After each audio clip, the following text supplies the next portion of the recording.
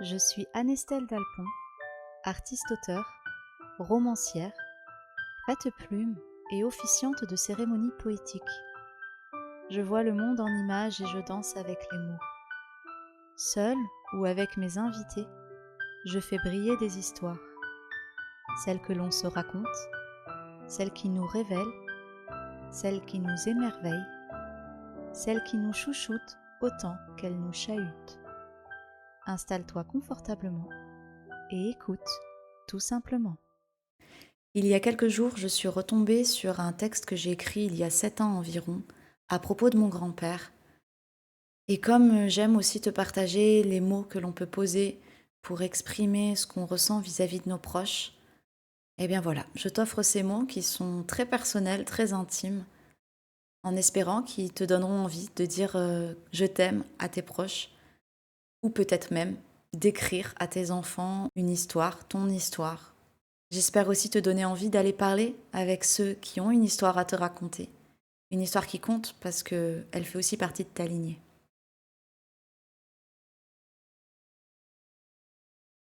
28 avril 2018. Cela fait un mois que nous vivons chez Pépé. Il vit seul depuis la mort de Mémé il y a 4 ans. Il est malade. Il a une polynévrite. C'est une maladie assez rare qui touche les nerfs périphériques, qui entraîne des douleurs et une paralysie progressive des membres en partant des pieds pour remonter progressivement. Les premiers symptômes sont généralement les chutes. Ensuite, des douleurs apparaissent dans les pieds puis les jambes, ainsi que des sensations de brûlure. La maladie n'est pas contagieuse, ni génétique d'ailleurs.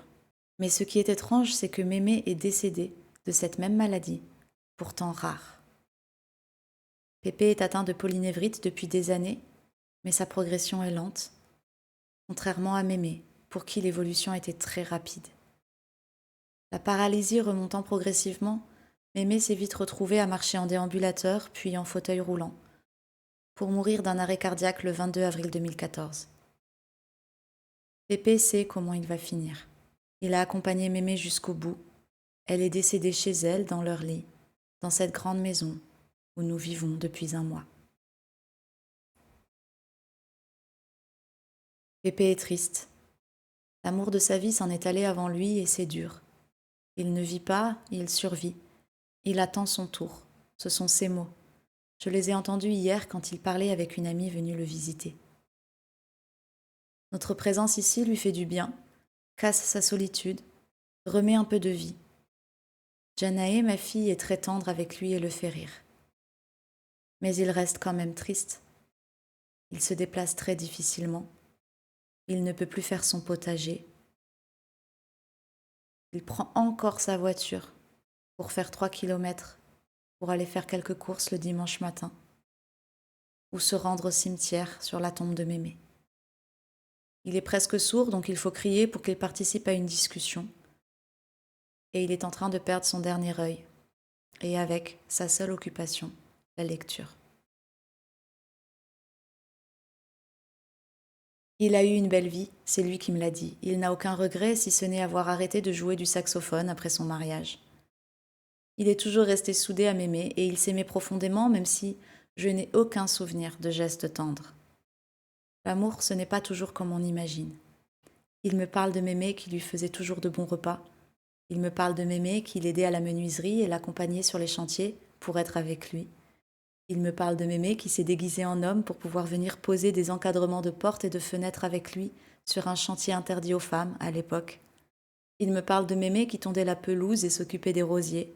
Il me raconte tout ce qu'elle a fait de bien pour les villages autour, les repas de plus de 100 personnes, les associations, les enfants, les jeunes en difficulté, les articles de journaux pour le Dauphiné libéré.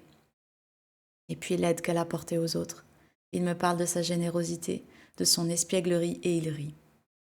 Puis il s'essuie les yeux. C'est aussi ça l'amour. Pépé attend son tour. Il dit qu'il n'est plus utile ni à rien ni à personne. Il ne comprend pas pourquoi il est encore là et surtout, il a peur. Parce qu'il sait comment ça va finir. Il l'a vécu de près avec Mémé, il sait qu'un jour, peut-être il ne pourra plus vivre chez lui. Chaque soir, on prie avec Janae et l'autre jour, elle a demandé à Dieu que les derniers jours de Pépé soient paisibles et qu'il se sente bien jusqu'à la fin. Le soir même, moi aussi, je demandais à Dieu pourquoi on était là, chez lui. Ça lui fait beaucoup de bien, c'est vrai, mais quand on va partir, j'ai le cœur serré quand j'y pense. Alors j'ai eu une image, j'ai vu mon grand-père avec sa canne sur un trottoir. Devant lui, il y avait une route assez large et beaucoup de voitures qui circulaient dans les deux sens, et très vite. Pépé était apeuré, il n'osait pas traverser. Je me suis alors rapprochée de lui, je l'ai pris par le bras et j'ai commencé à l'accompagner. J'étais juste là, à ses côtés, et lui, il était rassuré. Les voitures s'arrêtaient pour le laisser passer et l'image s'est envolée. C'était très fort. Et en écrivant ces mots, j'ai les larmes aux yeux. Depuis, je ne cesse de demander à celui qui connaît toutes choses de m'aider à accompagner Pépé, à être à ses côtés comme il en a besoin. J'ai la certitude que je n'irai pas au bout de la traversée, que de l'autre côté, il y a une autre vie que je ne peux pas connaître pour le moment. D'ailleurs, dans mon image, je ne vois pas ce qu'il y a de l'autre côté de cette route. Mais je peux l'accompagner dans le tumulte actuel, qu'il soit apaisé. Pépé, c'était un homme brillant.